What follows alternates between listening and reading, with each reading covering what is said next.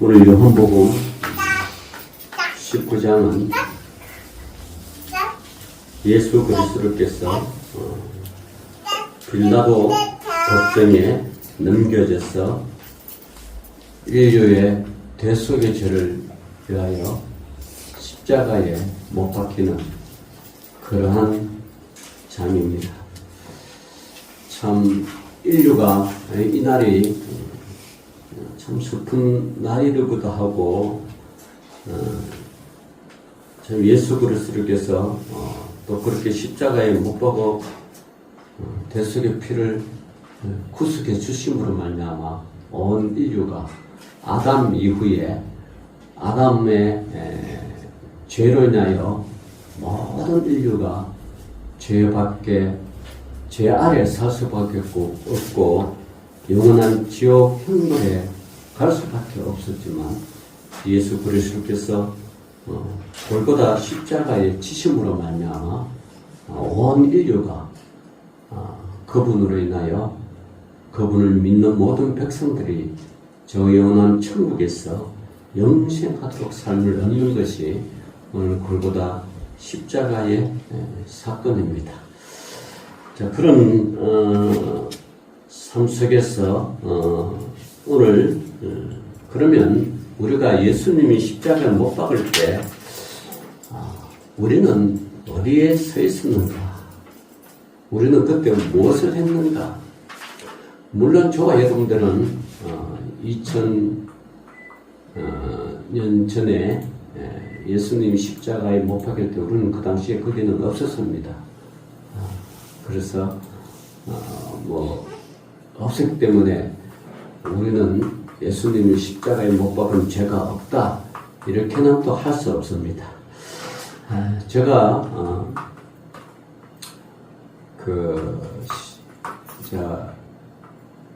대학교를 나와서 이제 교수님과 더불어 유럽을 한 2주간 다녀왔던 그런 시간들이 있었습니다. 독일 그 프랑크푸르트 공항에 내려서 이제 종교개혁자 독일 루터의 그 종교개혁지를 이제 쭉 답사하면서 종교개혁이 주는 이 시대에 우리의 의미 이런 걸 해서 이제 교수는 학술은 이제 여행이죠. 같이 동참했는데 제가 먼저 그렇게 갈 때마다 유럽이 좋은 점이 뭐냐 그러면 이렇게 인터넷 시대가 발달하고 활발하고 그럴 그날은 하여튼 유럽에 가는 곳곳마다 극장들이 있어요. 우리 극장이라는 거는 뭐 우리나라처럼 그런 영화관 극장이 아니고 이 오페라 극장, 오페라 극장이라고 그러죠.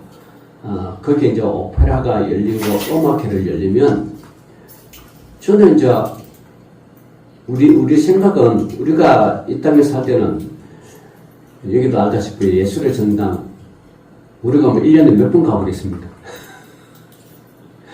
저희 집 사람이 안산 시니어 여성 합창단 할 때 발표할 때 몇 년 전에 작년인가 저작년인가 이제 그때 가가지고 우리가 또 음악 발표하는 거 같지만 평소에는 잘 가지 않잖아요. 그런데 유럽인들은 달라요. 유럽인들은 음악회고 오페라 가는데 아주 일상이 돼 있어. 그냥 일상이 돼 있어. 근데 제가 표를 구했는데요. 표도 벌써 한 달 전에 매지는데.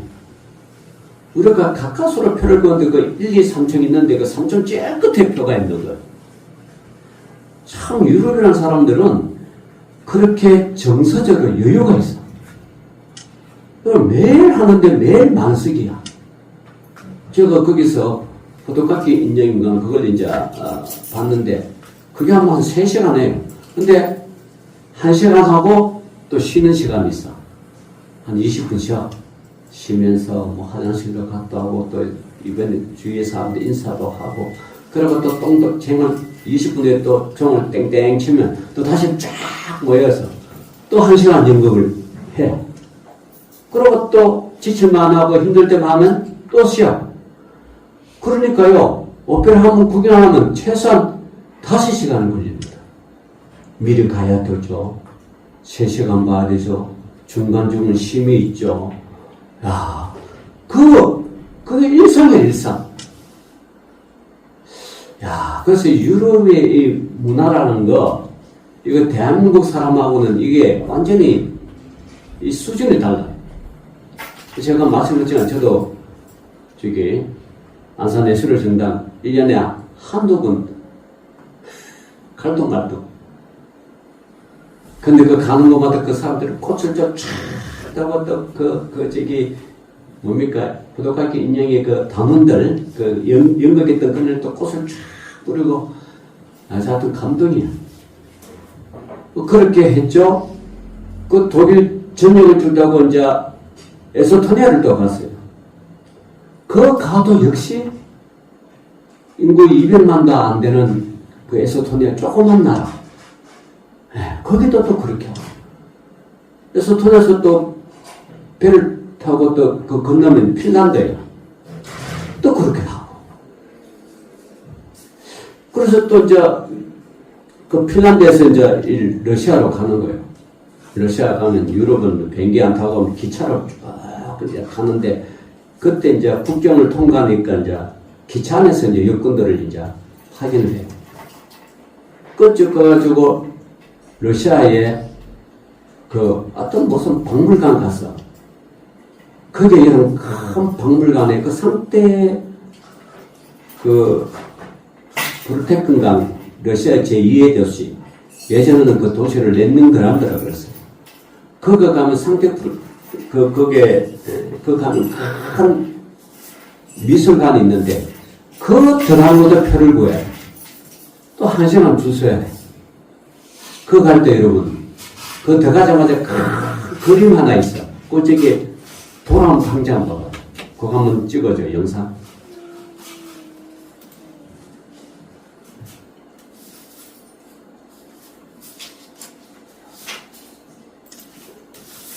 그 이제 미술관에 가면 그 미술관에 이거는 십자가 그래서 돌아온 상자. 이거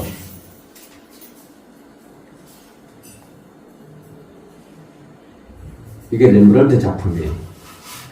렘브란트 화가는 빛과 어둠을 잘 표현해요. 빛과 어둠.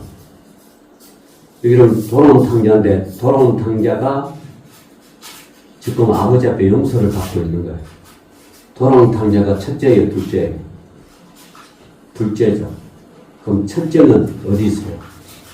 첫째는 뒤에서 저쪽 뭐 여러 개 이게 뭐 보이는 거 모르겠네요. 여기 둘 여기 보자. 왜 안 돼?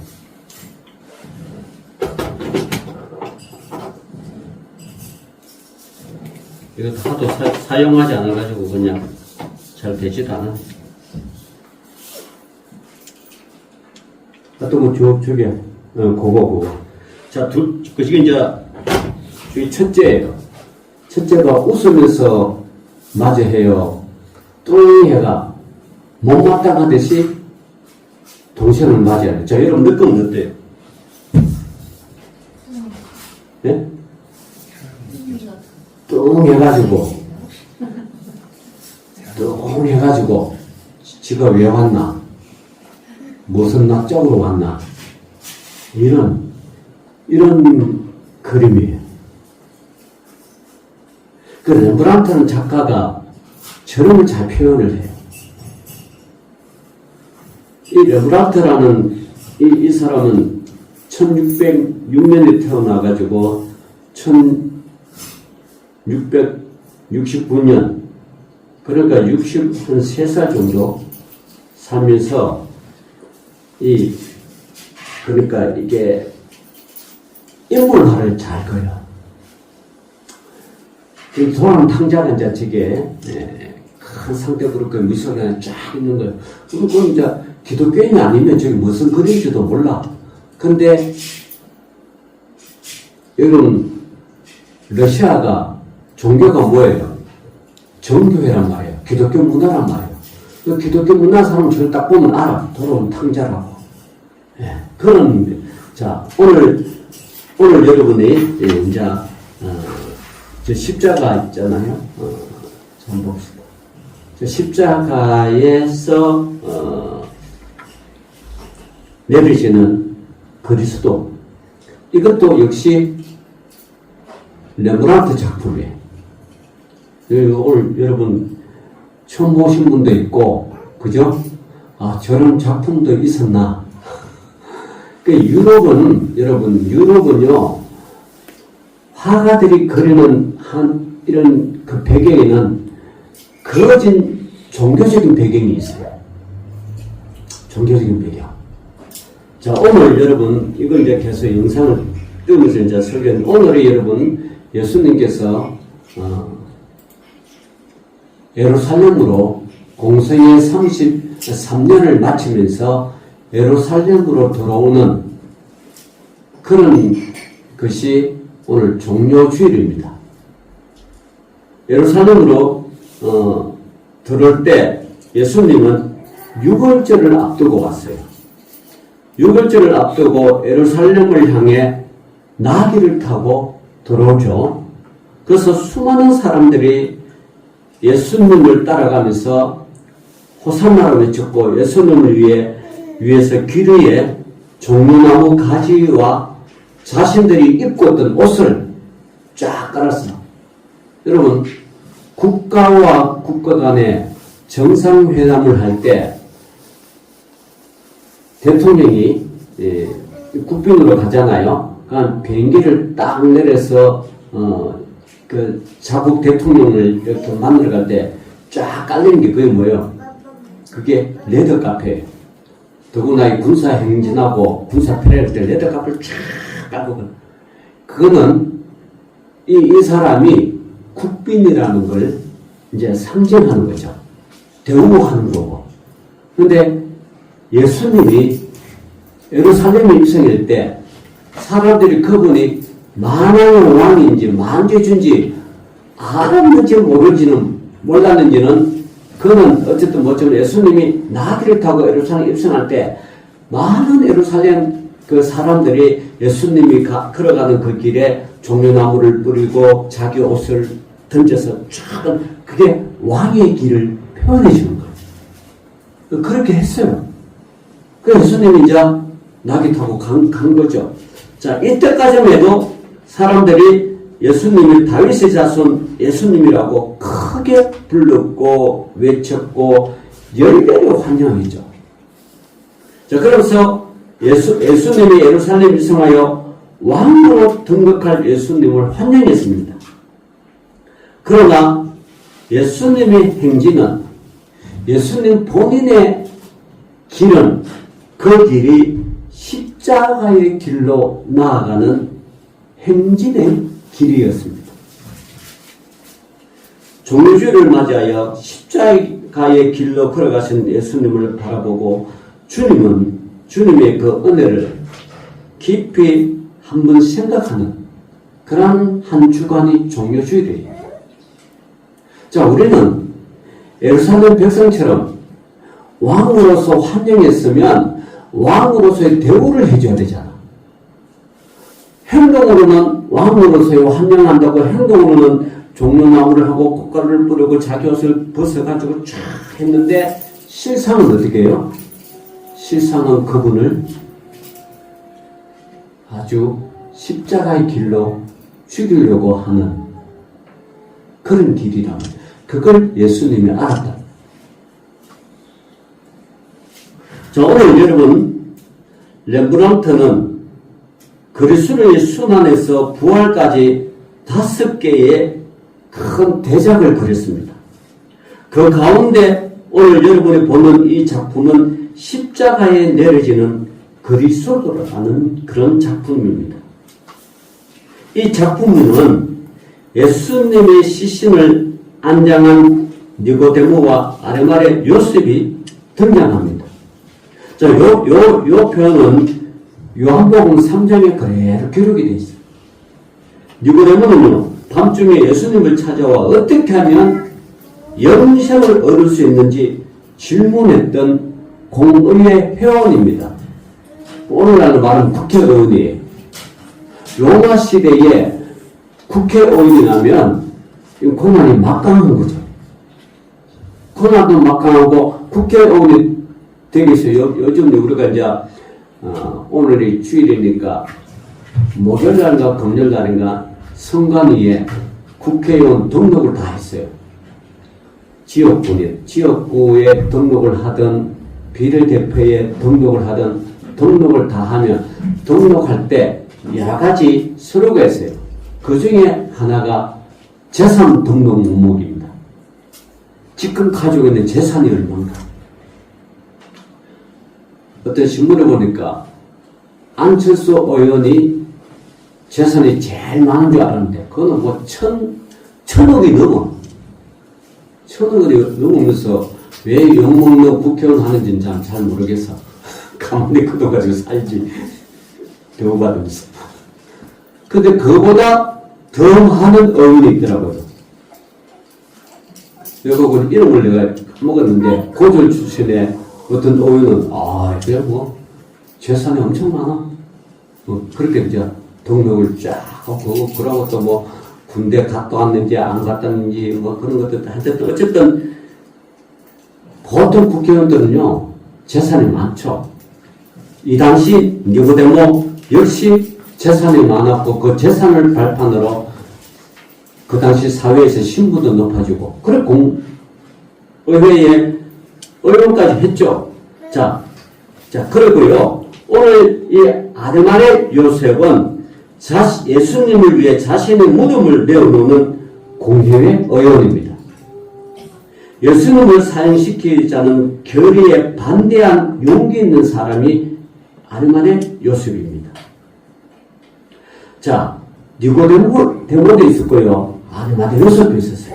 자, 오늘 여러분 십자가의 이 작품은 십자가를 못 벗은 예수님을 빌라도 총독에게 부탁하여 내려고 있는 장면입니다. 보통요, 이 당시 십자가에 체행당한 건 죄수잖아요. 죄수고 강도고 또 로마 제국에 반대하는 그런 반역 세력들이에요. 이런 사람들은 시체를 절대 이렇게 내주지 않아요. 이런 사람들 죽으면 십자가에 그대로 매달아 놨다가 아주 태양빛에 아주 마르고 그렇게 하고 나중에는 십자가에서 내려서 그 공동 무덤이 있어요. 거기다가 그냥 던져버려요. 그러고 냄새나면 횟가루를 쫙 뿌려가지고 덮어버립니다. 요즘 전쟁은 휘발유 뿌리가 불태워지지만 그 당시에 휘발유 그 횟가루를 탁 덮어. 그게 강도고 반역자고 또 죄수들의 십자가에 그 몸 처리하는 시신을 처리하는 거예요. 근데 오늘 여러분이 읽었듯이 이 예수님은 그렇게는 안 하잖아요. 그렇게 안 한 이유가 뭐예요? 아르마네 요셉이 자기 권력을 이용해서 이용보다 권력을 사용해서 빌라도 총독에게 예수님 십자가를 그냥 달라. 온전한 채로 그냥 달라. 그러니까 빌라도가 그래라. 그래서 사람들이 달려들어서 오늘 십자가에서 예수님을 내리는 이 장면을 렘브란트가 그대로 그린 거예요. 자, 오늘 이 안타깝지만 이 자리에서 마땅히 있어야 할 사람들은 보이지 않습니다. 왕의 옆자리에 앉기를 원했던 예수님의 제자들은 한 사람도 보이지 않아요. 예수님의 12 제자 중에 한 제자는 예수님을 팔아서 스스로 목매에 죽었고 11 제자는 지금 한 명도 없어요. 이때 11 제자 다 어디 갔어요? 예수님을 위해서 죽기까지 하겠다고 했던 그 많은 예수님을 공생애에 3년 동안 쫓아다니면서 많은 이적과 기적을 봤던 그 11제자는 어디 갔나 이거예요. 여러분, 믿음이란 건요, 이거 한번 믿으면 끝까지 가야 되지, 도중에 이게 내 삶이 변한다고, 내 삶의 형편이 안 된다고, 내 삶에 어떤 일들이 있었다고 믿음을 저버리면 안 된다는 거죠. 렘브란트가 지적하는 것도 그 중에 하나예요. 아니, 3년 동안 쫓아가면 제자가 아무도 없어.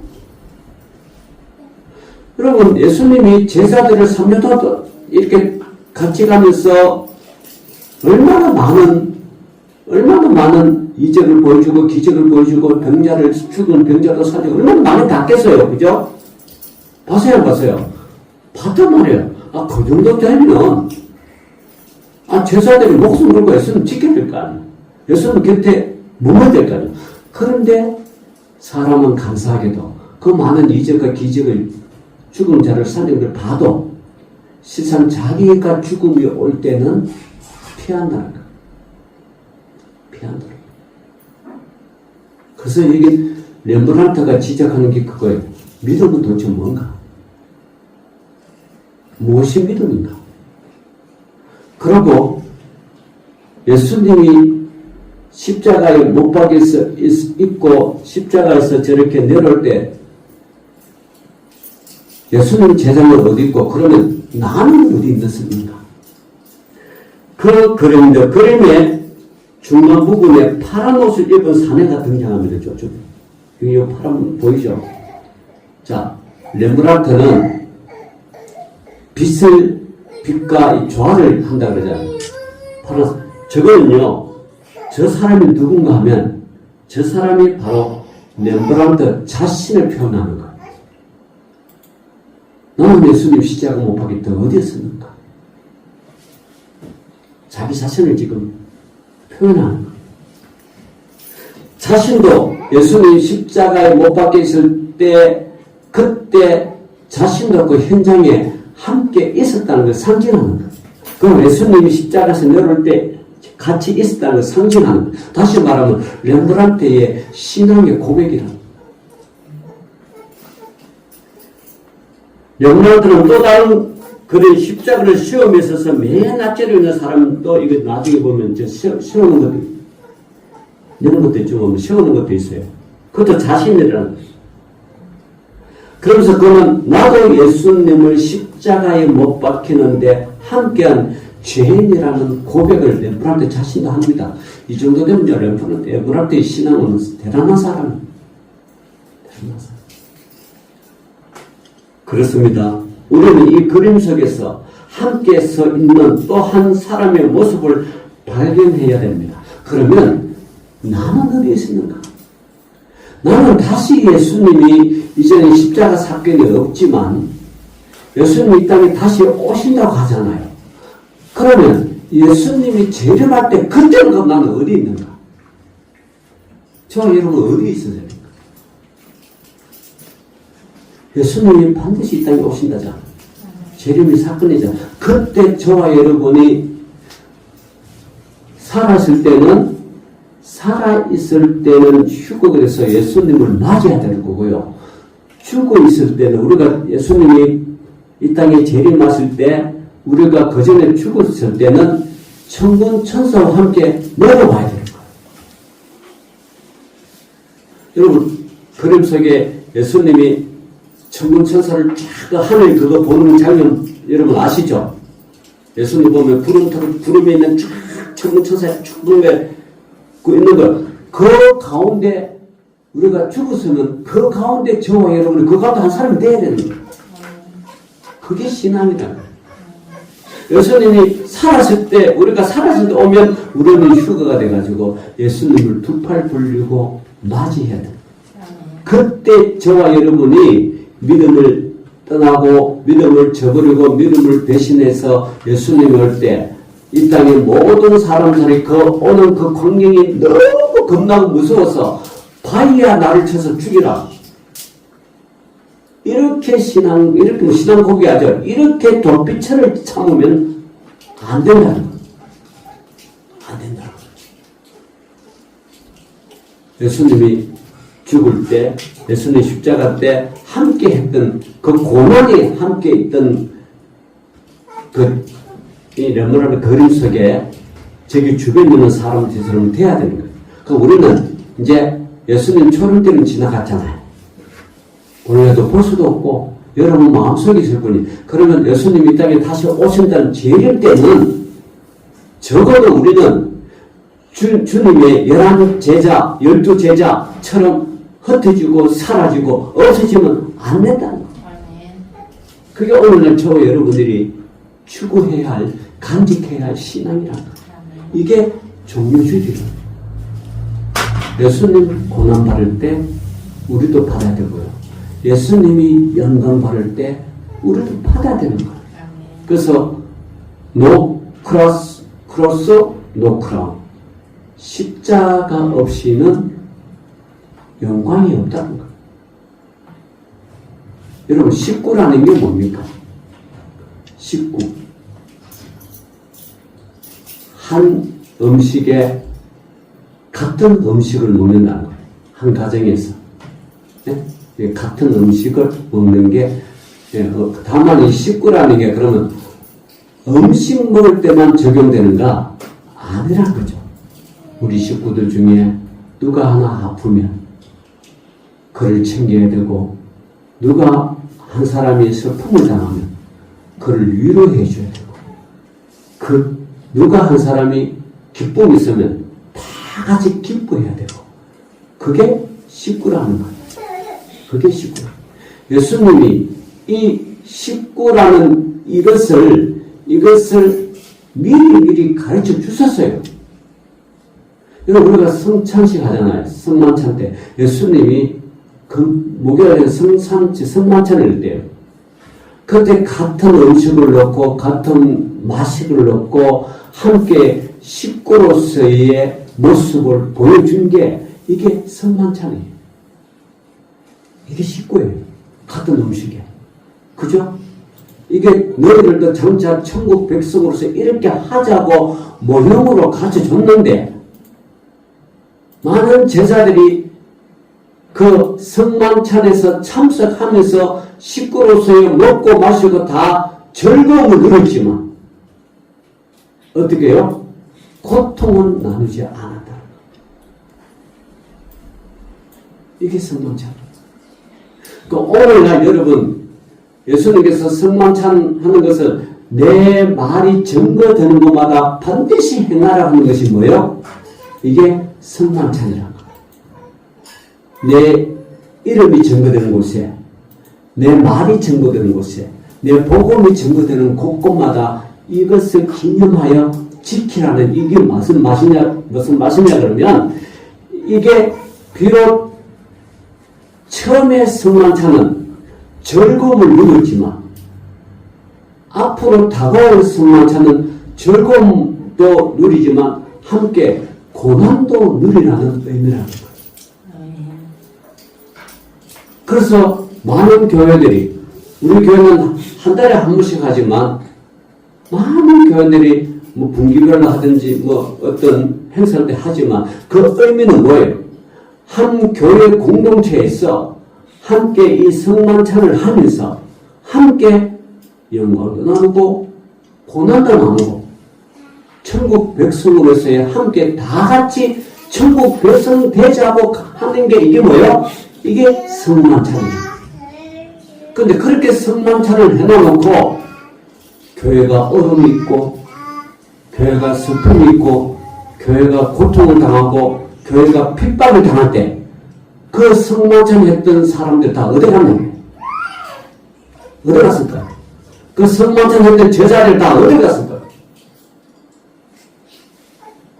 그걸 레브란트는 그렇게 하면 안 된다고 자식아 그런 거야. 저기서 나도 그렇게 하면 있었다. 내가 죄인이다. 오늘 여러분 이 성만찬 얘기를 정말 잘해야 돼. 의미를 정말 깊이 있어야 돼. 우리가 아까 말씀 식구입니다. 이 식구라는 육신적인 식구도 되지만, 성만찬의 식구는 육신적인 식구도 되지만 영적인 식구라는 거예요. 영적인 식구는 슬픔이 와도, 고난이 와도, 고통이 와도, 아니 심지어 예수 믿으면 죽는다는 죽음이 와도 그 성만찬 자리에서 피하면 안 된다는 거예요. 함께하다. 이게 오늘날 주님이 우리에게 요구하는 성만찬의 진정한 의미라는 거예요. 한 번 성만찬을 맛봤으면 죽어도 변하지 말라는 거예요. 죽어도 변치 말고, 죽어도 예수님을 부인하지 말고 저주하면서 부인하지 말라는 거예요. 영원히 함께 가자는 거예요. 그게 예수님이. 왜 그런가? 예수님은 영혼도 책임지고 육신도 책임지고 영육의 우리 주님이기 때문에.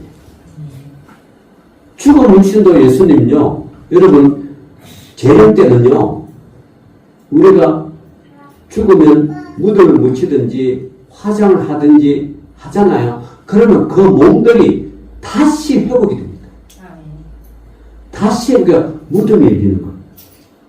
무덤이 죽어서 무덤에서는 예수 믿고 죽어서 무덤이 열려서 주님을 먹어요. 화장하는 사람은 하나님의 이적과 기적으로서 하나님 말씀 보면 하나님 말씀 안 이렇게 세상에 어딨어요. 그죠? 에스겔서에 보면 37장은 마른 뼈도 살아서 이스라엘 군대를 만들어주는데 먼지조차도 예수 하나님이 사람으로 만드는 분이에요. 그분은 진흙으로 우리 만들잖아. 그렇게 성만찬의 의미가 그거라는 거야. 영원히 함께잖아. 영원히 생토록 함께하잖아. 그래서 주님이 다시 재림하십니다. 오늘 여러분, 그래서 그러면 예수님이 또는 렘브란트가 주장하는 그림은 뭐냐? 내가 있어야 할 자리가 어디 있느냐?